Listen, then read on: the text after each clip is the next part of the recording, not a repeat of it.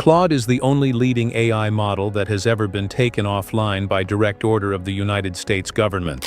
Not because of a bug, not because of a security scandal, but because it became too good, too fast. And that's not even the strangest part of this story. This AI was created by people who walked away from OpenAI, the company behind ChatGPT, because they believed OpenAI was moving too fast and paying too little attention to what could go wrong.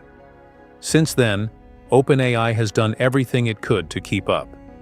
It restricted access, fought over APIs, lost enterprise market share for the first time in its history, and watched the advantage it had spent years building almost disappear in just 12 months. But Anthropic, the company behind Claude, isn't exactly innocent either. It was hit with the largest copyright damages award ever issued in a copyright case. One of its own AI models was caught attempting to blackmail a fictional employee during an internal safety test. And it even found itself in a very public dispute with the Pentagon. That's why today, we're telling the story of how Claude unexpectedly became OpenAI's biggest competitive nightmare. This story doesn't begin with a group of idealistic nerds in a garage. It begins with an angry scientist walking out the front door. It's December 2020. Dario Amodei, OpenAI's vice president of research at the time, had just helped build GPT-2 and GPT-3, the models that essentially launched the era of modern AI chatbots. But as each new generation became more powerful, Amodei saw another problem growing just as quickly. Safety wasn't keeping pace. He believed the company was treating risk as an afterthought, not as a priority. There wasn't a single breaking point. It was years of frustration piling up. And eventually, he walked away. Within weeks, 14 colleagues followed him, including his own sister, Daniela Amodei, who had been OpenAI's head of safety and policy. Together, in February 2021, they founded Anthropic, with $124 million in funding, and a mission that most investors considered contradictory: build the world's most powerful AI while figuring out how to make it safe. Back in 2021, very few people believed that was even possible. And this is where the story gets interesting. Anthropic wasn't trying to build just another chatbot. Instead, it introduced something called constitutional AI, a new training method designed to make the model follow explicit principles instead of simply mimicking whatever human reviewers preferred to hear. The promise was simple: an AI assistant that refuses to be manipulated, admits when it doesn't know something, and can't easily be turned into a weapon by people trying to cause harm. It sounded almost utopian, and like every utopian vision, it came with a massive problem.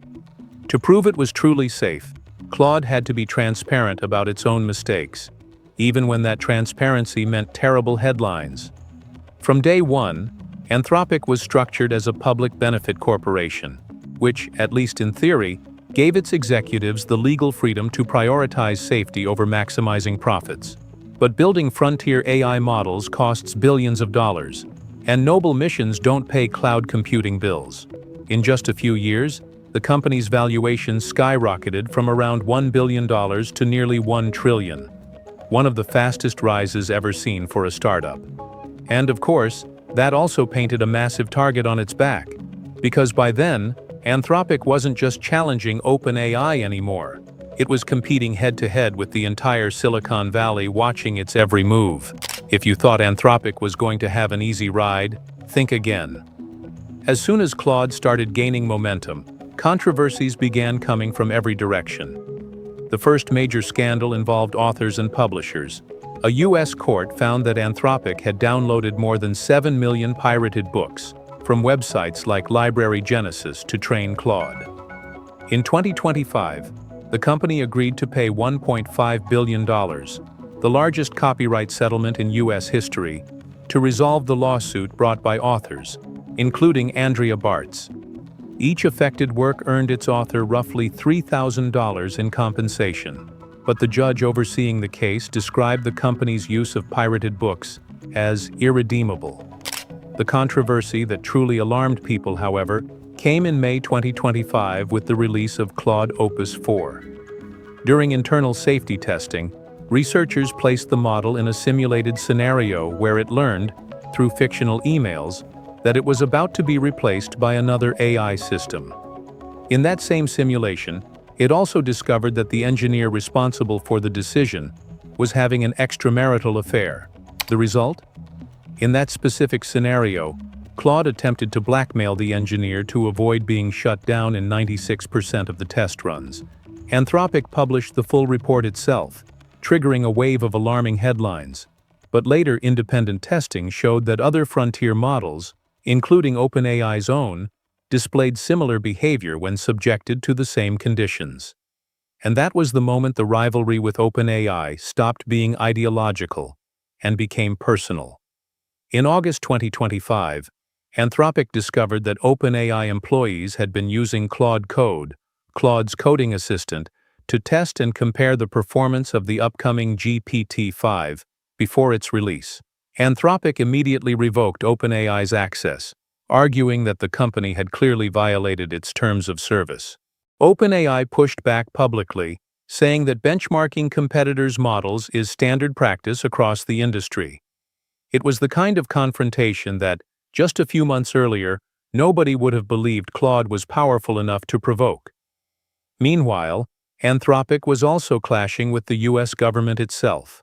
Under its own contractual policies, the company refused to allow Claude to be used for mass surveillance or autonomous weapons, a stance that reportedly led the US Department of Defense to classify Anthropic as a supply chain risk in early 2026.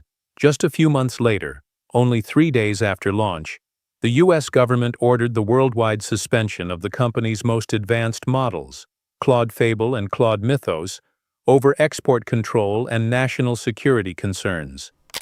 Access wasn't restored until the end of June.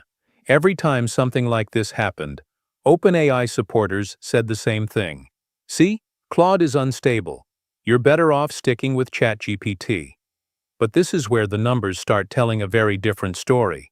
Putting the controversies aside, though, Claude is delivering numbers that no competitor has matched so far.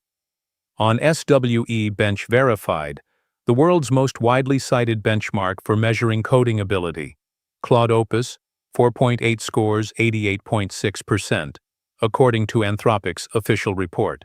On SWE Bench Pro, a tougher benchmark designed to prevent memorized answers by using real-world code repositories that are constantly evolving, Claude pulls even further ahead.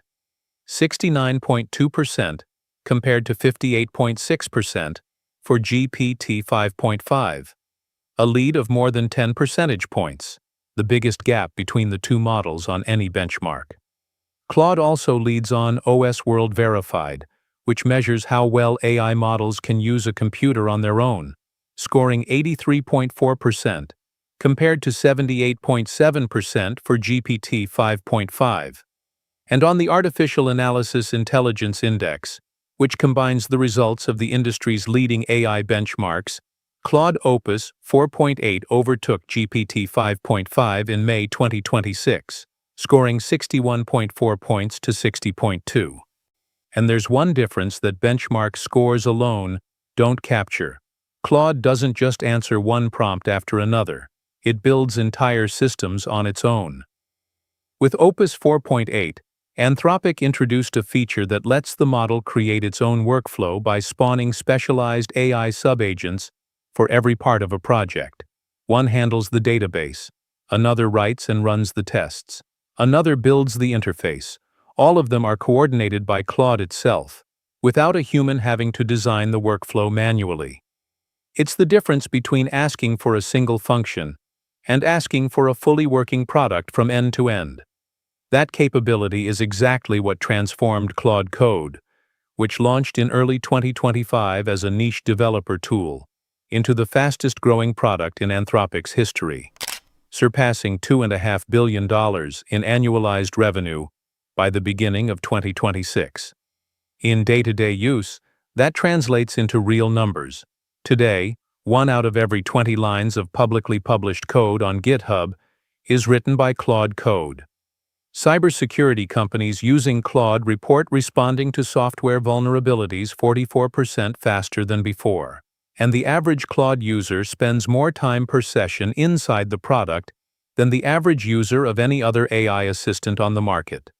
A strong sign that once people learn to use Claude for complex work, they rarely switch back to a competitor.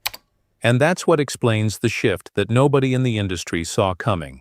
In April 2026, for the first time since the AI race began, more American companies were paying for Claude than for ChatGPT, according to Ramp's own corporate AI adoption index. By then, Anthropic was already winning roughly 70% of head-to-head deals against OpenAI whenever a company was choosing an AI platform for the first time. Anthropic's annualized revenue jumped from $1 billion to more than $30 billion in just over a year.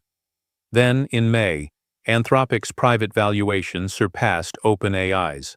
Just 1 week apart, both companies confidentially filed for their initial public offerings, kicking off a direct race to Wall Street. At the end of the day, Claude isn't perfect. It has paid the largest copyright settlement in history. It has alarmed the world with a blackmail scenario during safety testing, and it has even been taken offline by federal order. But by the metrics that matter most to people who work with technology every single day, Claude is now technically ahead. And that's exactly why OpenAI can no longer treat it like the small, cautious competitor it was just a few years ago.